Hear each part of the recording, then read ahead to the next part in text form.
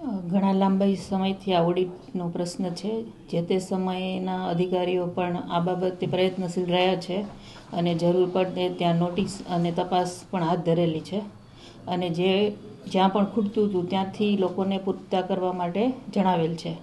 પણ સમય વીતતો ગયો, પણ જે તે ઓડિટ સમક્ષ રજૂ કરવાના જે રોજમેળ અથવા તો વાઉચર બુક હોય તે રજૂ થઈ શકેલ નથી અને તેના કારણે ઓડિટ આટલા લાંબા સમયથી થઈ શકેલું નથી. તાજેતરમાં પણ આ બાબતે આચાર્યશ્રી સાથે સંકલન કરવામાં આવેલું છે, નોટિસ પણ આપવામાં આવેલી છે અને શક્ય હોય તેટલું જલ્દી પૂરું થઈ જાય એ પ્રયત્નો પણ હાથ ધરવામાં આવેલ છે.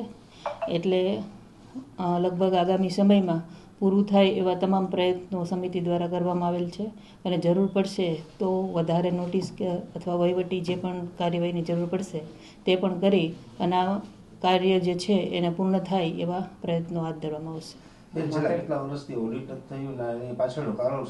કારણ એક જ છે સર કે ઓડિટ સમયે જે દસ્તાવેજો એટલે કે વાઉચર બુક છે કે રોજમેળ છે અથવા આનુષંગિક જે હિસાબને લગતા જે આધારો હોય તે જે તે સમયના આચાર્યશ્રી દ્વારા પૂરતા માત્રામાં રજૂ ના થયેલ હોય માટે ઓડિટર છે એ ઓડિટ નથી કરી શક્યા અને આટલો લાંબો સમય વીતી ગયો છે.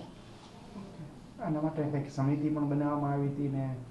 હા, એટલે જે તે સમયે સમિતિ પણ ઘડવામાં આવેલી હતી, પણ સમિતિની અંદર જે પણ શિક્ષકોને સામેલગીરી કરવામાં આવી હતી તેઓ અમુક સમયને બાદ એવું અને નિવેદન આપેલું કે ભાઈ અમે આની અંદર હવે કાર્ય કરવા માગતા નથી અને તેઓના નિવેદનથી આ સમિતિનું જે ગઠન કરેલું હતું તેને બરખાસ્ત કરવામાં આવેલી હતી.